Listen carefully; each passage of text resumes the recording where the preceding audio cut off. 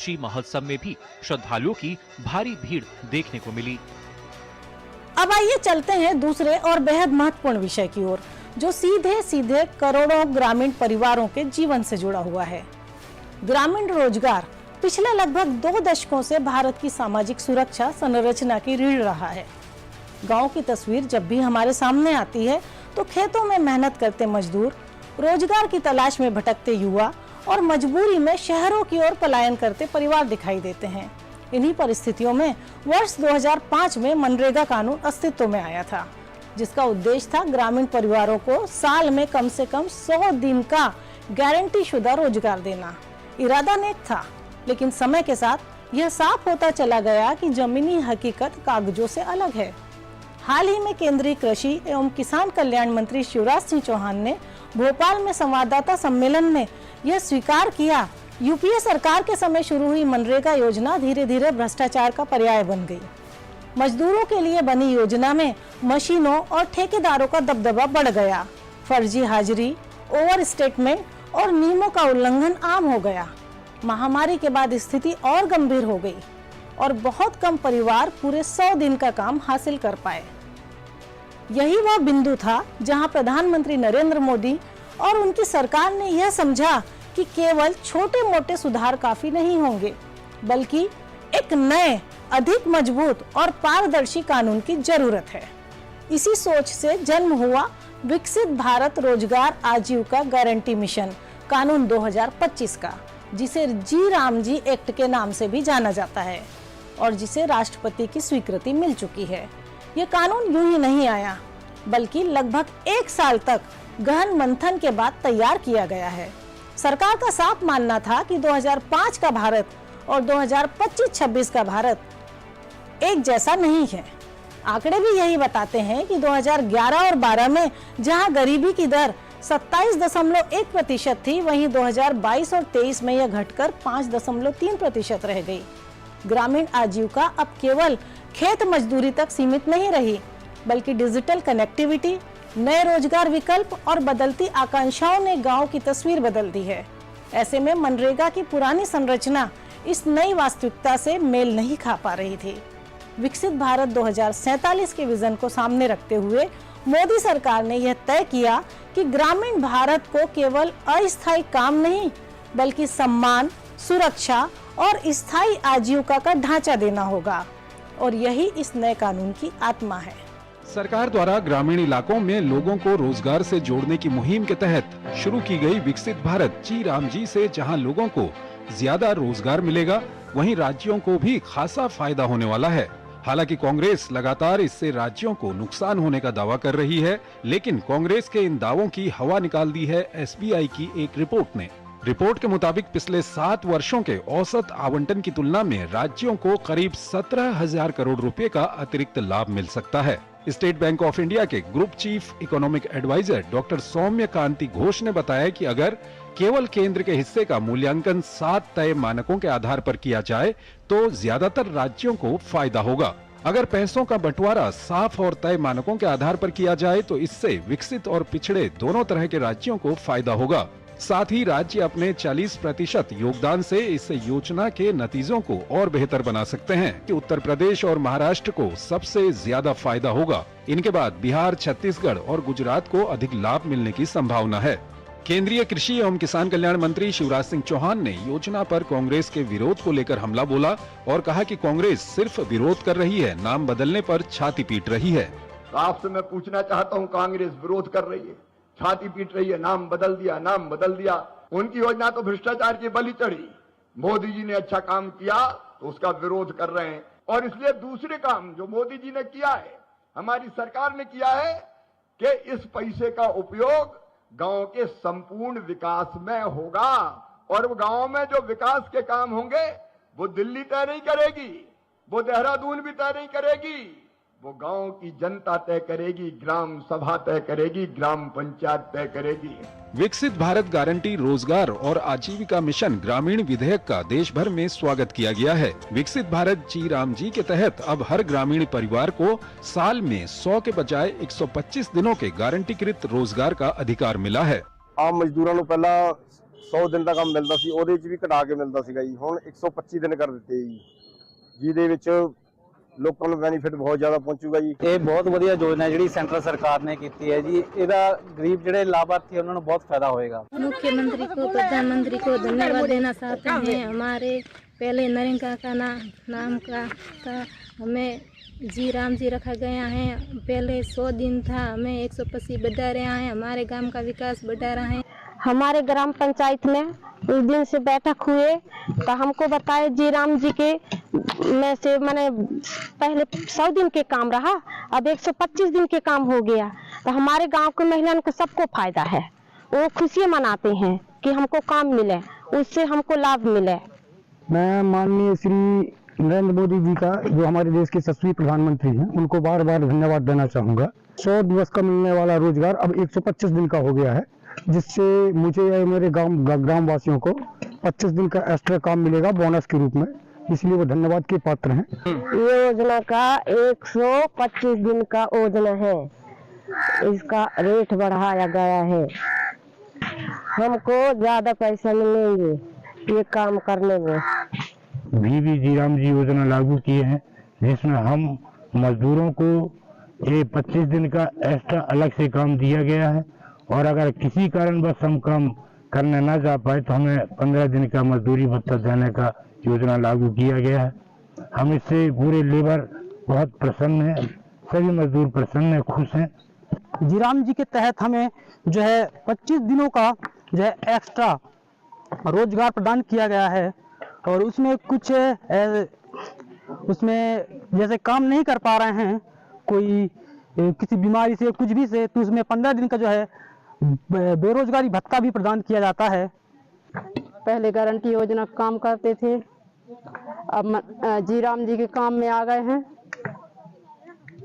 और दोनों में क्या अंतर है? बहुत अंतर है, बदलाव आ गई है। इसलिए बदलाव है कि 125 दिन और बढ़ोतरी बढ़ गई काम में, इसलिए पलायन में अब नहीं जाएंगे लोग बाग। जी राम जी पहले 100 दिन थे नरेगा में, अभी 125 दिन हो गए। इसी कारण हमारे काम में बहुत मदद की है उन्होंने। संसद की एक समिति ने महात्मा गांधी राष्ट्रीय ग्रामीण रोजगार गारंटी कानून मनरेगा के विभिन्न पहलुओं पर चर्चा के साथ इस पर भी विचार किया कि नरेंद्र मोदी सरकार द्वारा बनाए गए विकसित भारत जी राम जी अधिनियम के सुचारू क्रियान्वयन के लिए अगले 6 महीनों में कैसे आगे बढ़ना है। सूत्रों के अनुसार बैठक के दौरान किसी भी सदस्य ने जी राम जी अधिनियम का विरोध नहीं किया। अब जरा इस कानून की खासियतों को भी समझते हैं, क्योंकि यहीं से यह साफ होता है कि यह मनरेगा से कितना अलग और आगे की सोच रखने वाला कानून है। सबसे बड़ा बदलाव गारंटी शुदा रोजगार के दिनों में है, जिसे 100 से बढ़ाकर 125 कर दिया गया है। इसका सीधा असर ग्रामीण परिवारों की आय पर पड़ेगा। साथ ही खेती के व्यस्त मौसम को ध्यान में रखते हुए 60 दिन का नो वर्क पीरियड तय किया गया है, ताकि बुआई और कटाई के समय किसानों को मजदूरों की कमी न झेलनी पड़े।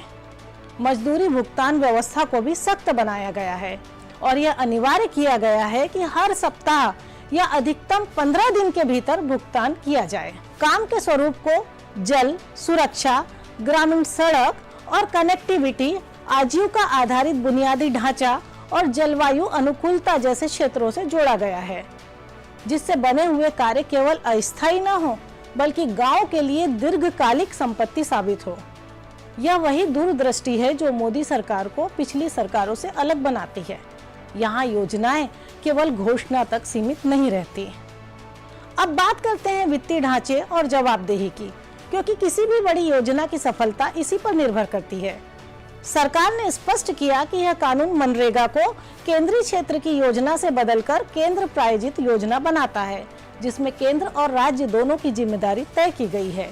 कुल अनुमानित वार्षिक व्यय लगभग 1,51,282 करोड़ रुपए है, जिसमें केंद्र का हिस्सा करीब 95,692 करोड़ रुपए है। सामान्य राज्यों के लिए लागत साझा करने का अनुमान 60-40 रखा गया है। पूर्वोत्तर और हिमालयी राज्यों के लिए 90-10 और बिना विधायिका वाले केंद्र शासित राज्यों के लिए 100% केंद्रीय सहायता दी जाएगी। प्रशासनिक व्यय की सीमा भी बढ़ाई गई है। ताकि मानव संसाधन, प्रशिक्षण और तकनीकी क्षमता मजबूत हो सके। जवाबदेही सुनिश्चित करने के लिए हर महीने में सामाजिक लेखा परीक्षा, बायोमेट्रिक प्रमाणीकरण, जीपीएस निगरानी और सार्वजनिक डैशबोर्ड जैसी व्यवस्थाएं भी की गई हैं।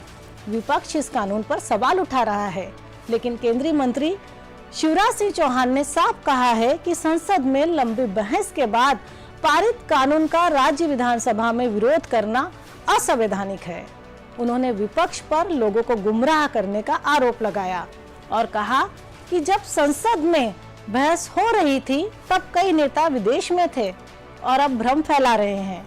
यह साफ दिखाता है कि जहां मोदी सरकार नीति और नियत दोनों में स्पष्ट है, वहीं विपक्ष के पास केवल विरोध की राजनीति बची है। केंद्रीय कृषि और ग्रामीण विकास मंत्री शिवराज सिंह चौहान ने मंगलवार को पंजाब विधानसभा में विकसित भारत रोजगार एवं आजीविका गारंटी मिशन ग्रामीण यानी VBG रामजी कानून के खिलाफ प्रस्ताव पेश किए जाने को संविधान और संघीय ढांचे की मूल भावना के विरुद्ध करार दिया और कहा कि संसद द्वारा पारित कानून को मानना राज्यों की संवैधानिक जिम्मेदारी है। शिवराज सिंह चौहान ने पंजाब में मनरेगा सहित कई योजनाओं में व्यापक पैमाने पर भ्रष्टाचार को लेकर राज्य सरकार पर भी निशाना साधा।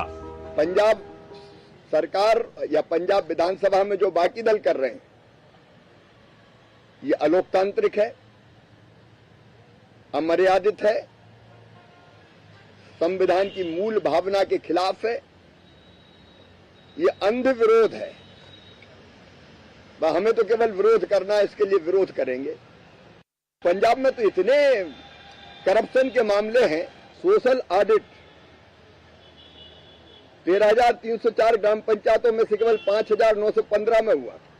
वित्तीय गबन के 10,653 मामले सामने आए। रिपोर्ट में 10,653 मामले, उनमें कार्रवाई नहीं की गई। सड़क की सफाई और नहरों की सफाई के नाम पर पैसा निकाल लिया गया। गौरतलब है कि पंजाब की आम आदमी पार्टी सरकार ने मंगलवार को राज्य विधानसभा में विकसित भारत जी रामजी अधिनियम के खिलाफ प्रस्ताव पेश किया और केंद्र सरकार पर मनरेगा को खत्म करने की कोशिश का आरोप लगाया। वहीं केंद्रीय ग्रामीण विकास मंत्री शिवराज सिंह चौहान ने कहा कि विकसित गांव के बिना विकसित भारत नहीं बन सकता। विकसित भारत जी रामजी योजना को विकास से जोड़ने का काम भी हुआ। ग्राम पंचायत गांव के समन्वित विकास का प्लान तैयार करेगी। सियासत में विकसित भारत जी रामजी को लेकर भले ही आरोप प्रत्यारोप लगाए जा रहे हों, लेकिन श्रमिक इस योजना को अपने हित में बता रहे हैं। उनका मानना है कि 125 दिन का सुनिश्चित काम मिलने से आमदनी बढ़ेगी और जीवन स्तर भी सुधरेगा। भारत राम जी योजना के तहत बहुत बढ़िया योजना है, हमारे गरीबों के लिए, कल्याण के लिए। ये नरेंद्र मोदी जी ने बहुत ही बढ़िया काम करा है। 125 दिन के राम जी के नाम पे खुले है तो बहुत बढ़िया काम है। हमारे मजदूर है, हम तो मजदूरी करके पेट पालते हैं। हालांकि कांग्रेस लगातार इससे राज्यों को नुकसान होने का दावा कर रही है, लेकिन कांग्रेस के इन दावों की हवा SBI की एक रिपोर्ट ने निकाल दी है। रिपोर्ट के मुताबिक पिछले 7 वर्षों के औसत आवंटन की तुलना में राज्यों को करीब 17,000 करोड़ रुपए का अतिरिक्त लाभ मिल सकता है। कि ये जो इंडिया में जो 28 स्टेट्स है, अगर नॉर्थ ईस्ट स्टेट्स को लेकर सबके पास जाएंगे फंड को, ये कंडीशन आपके पास है। और इसको देख के ये भी अच्छा लगेंगे कि क्योंकि गवर्नमेंट ने बोला है कि हमने अराउंड 60-40 रेशियो होगा, तो 40% स्टेट्स को देना होगा अगर इसका रिजल्ट अच्छा होगा। विकसित भारत जी रामजी के पीछे सरकार का मकसद देश की श्रम शक्ति को अधिक से अधिक रोजगार मुहैया कराना है, ताकि ये विकसित भारत में अपना अहम योगदान दे सकें। अब आइए तीसरे विषय की ओर चलते हैं, जो भारत की रक्षा क्षमता